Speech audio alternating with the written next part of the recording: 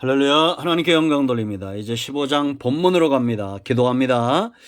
하나님 영광과 감사와 존귀를 올려드립니다.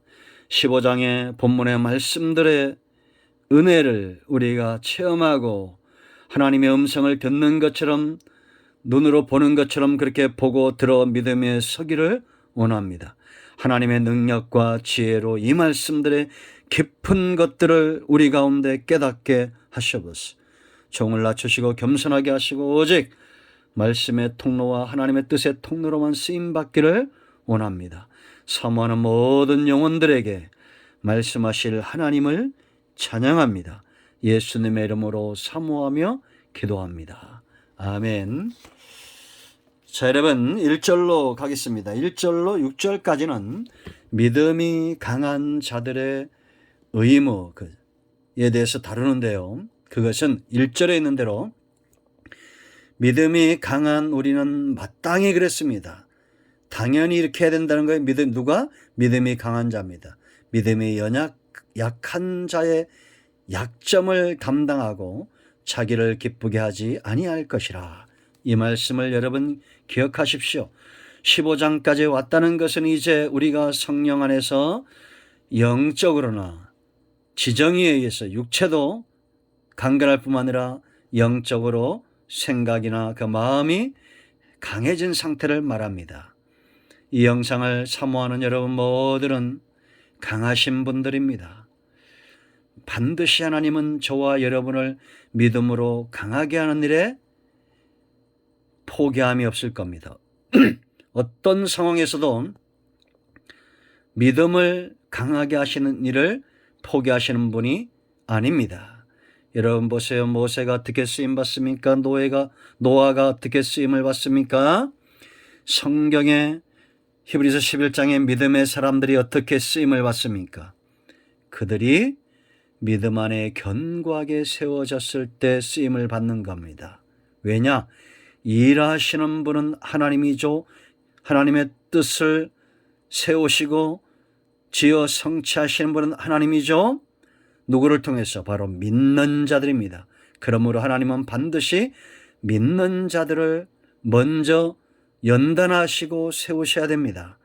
바울도 그랬고 여러분 다윗도 아브라함도 다니엘도 모세도 그들의 삶이 쉽지 않았습니다.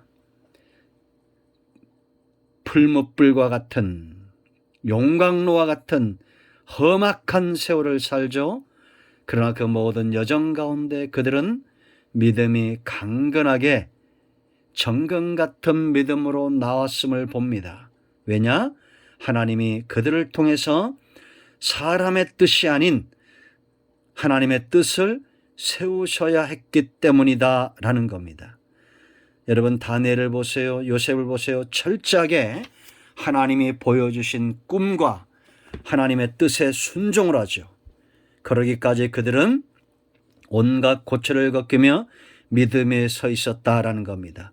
사자굴 속에서도 풀무불 속에서도 하나님의 뜻을 발견할 수 있는 믿음의 사람들이 되어야 됩니다.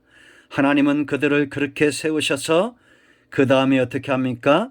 믿음이 약한 자들의 약점을 담당합니다. 모든 사람이 다 믿음이 강하면 얼마나 좋겠습니까? 그러나 여러분 80세의 모세 한 사람이 믿음이 강한 자가 되니까 이스라엘 전체의 약점을 감당하죠. 그리고 그들도 점점 약점이 아닌 강점이 많은 사람들로 세워져 갑니다. 여러분 홍해 사건들을 기억해 보세요. 그들이 가는 곳마다 원망하고 불평하죠. 연약하다는 겁니다. 그럴 때마다 모세는 하나님의 뜻과 세상과 사람과 타협하지 않고 하나님의 뜻을 온전히 세우며 그들을 위하여 엎드리는 것을 보게 됩니다. 여러분 믿음이 약하다는 것은 어떤 의미가 있습니까? 능력이 없어서 문제 해결할 그런 능력을 갖추지 못한 자들을 말합니다. 강한 자는 믿음으로 그 모든 문제를 해결하고 골리앗 앞에서 사울 왕과 이스라엘 전체가 해결하지 못하는 건 누가 해결합니까? 무장한 다윗이 아니라 하나님의 뜻을 믿는 믿음으로 무장한 다윗이 해결하고 홍해도 마찬가지입니다. 여리고성도 마찬가지입니다. 사자굴도 풀무불도 다 마찬가지입니다. 믿음이 강한 자들이 해결하고 있다라는 겁니다. 그러므로 여러분, 문제는 여전히 지금도 있습니다. 그럼 이 해결을 누가 해야 됩니까? 믿음이 연약한 자들이 약점을 드러내고 원망하고 불평할 때 하나님의 뜻과 타협하지 않고 엎드리는 자들이 있어야 됩니다. 그리고 그 믿음이 강한 자들이 주의해야 될 것이 뭡니까? 그 문제를 해결하고 자기를 기쁘게 하면 안 된다라는 겁니다. 하나님께는 먼저 영광을 돌리고 이웃을 기쁘게 하는 삶을 살아야 된다라는 겁니다. 아멘. 할렐루야. 지금 여러분, 우리는 코로나 문제, 정치적인 문제, 온통 많은 문제들 가운데 있습니다. 믿음이 연약한 자들은 입만 열면 어떻겠습니까?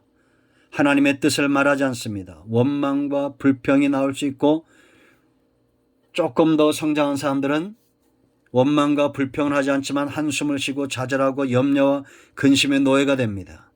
그런 분들보다 조금 더 성장한 사람들은 원망과 불평과 좌절하지 않고 근심하지 않고 하나님의 뜻을 선포합니다. 걱정하지 마세요. 염려하지 마세요. 하나님은 여전히 일하십니다라고 말할 겁니다. 우리가 그렇게 말하셔야 됩니다. 여러분, 뉴스를 보거나 이 나라 정권을 보면 원망과 불평이 많이 나오죠. 그거는 뭐에 심각한 문제냐? 내 믿음이 그만큼 약점이 있고 연약하다는 겁니다. 그러므로 그런 분들을 책하지 말고 믿음이 강한 자들이 약한 자들을 감당하고 나아가 기도해야 됩니다. 아멘. 집안에서 여러분, 아버지라고 나이가 먹었다고 강합니까? 아니잖아요. 엄마라고 경험이 많다고 약점이 없습니까? 아니잖아요. 교회도 마찬가지입니다. 목사님도 장로님도 약점이 있을 수 있어요. 그러나 그 약점을 보는 자들은 하나님 앞에 나아가 믿음으로 하나님의 뜻을 구하고 그 뜻에 대한 확신이 있을 때 담대하게 골리앗 앞에 서야 되고, 그리고 골리앗이 넘어진 이후에는 다윗이 영광을 받는 것이 아니라 하나님이 영광을 받으셔야 된다라는 겁니다. 그리고 주변의 모든 사람들이 기뻐하는 그 기쁨의 삶을 회복해야 된다라는 겁니다. 자, 이제 2절 말씀 보세요. 우리 각 사람이 뭐라 했습니까? 이웃을 기쁘게 하되 뭐라 했어요? 선을 이루고 덕을 세우도록 할지니라. 마땅한 삶 두 번째입니다. 강한 자들의 의미, 이웃을 기쁘게 한다는 겁니다. 2절로 3절입니다. 이것이 그리스도의 삶이었다는 겁니다. 3절에 그렇게 자기를 기쁘게 하지 아니하셨나니 기록된 바 주를 비방하는 자들의 비방이 내게 미쳤나이다 함과 같으니라. 예수님은 철저하게 연약한 자들, 가난한 자들, 병든 자들, 이런 자들의 기쁨을 위해서, 기쁨이란 건 뭡니까? 그들의 회복이 되었다는 거죠. 회복을 위해서 일했는데 결국 돌아온 보상은 비방이었다는 겁니다. 그렇죠? 여러분, 우리가 저도 인간이니까 인간적인 것들이 나올 수도 있어요. 그 약점이죠. 그러나 여러분들이 이 설교 말씀을 통해서 하나님의 뜻을 분별하는 분들은 비방하지 않을 겁니다. 오히려 연약한 부분이 보면 기도할 겁니다. 나라도 마찬가지입니다.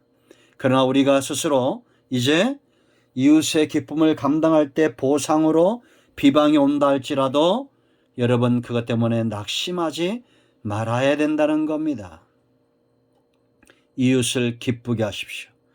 그러기 위해서 감당해야 될 3가지 그 사역이 있어요. 선을 이루고 덕을 세워야 되고 비방을 참아내야 된다라는 겁니다. 자, 이 3가지는 내일 더 살펴보겠습니다. 오늘은 여기까지 합니다. 기도합니다. 하나님, 이 말씀대로 되는 은혜가 있기를 원합니다. 우리 모두가 연약한 자들의 약점을 감당하고 이웃을 기쁘게 하는 삶에 눈이 떠지게 하옵소서. 예수님의 이름으로 사모하며 축복하며 기도합니다. 아멘. 이제 선포합니다. 여러분, 믿음이 강해지길 원합니다. 믿는 대로 된다고 성경은 분명히 말하고 있습니다. 할 수 있거든. 무슨 말이냐? 믿는 자에겐 능치 못함이 없다고 마가복음 9장 23절에 분명히 약속하고 있어요. 기도 외에는 이런 이유가 나갈 수 없습니다. 우리가 믿음으로 선포하고 기도합니다. 나생 예수면 우리 가운데서 모든 흑암과 어둠의 영들은 묶임을 떠나갈지다. 온 영과 온 마음과 온 육체는 치유되며 회복될지다. 예수님의 이름으로 선포하며 축복하며 치유하며 기도합니다. 아멘. 응답되었습니다. 여러분 모두를 축복합니다. 아멘. 할렐루야.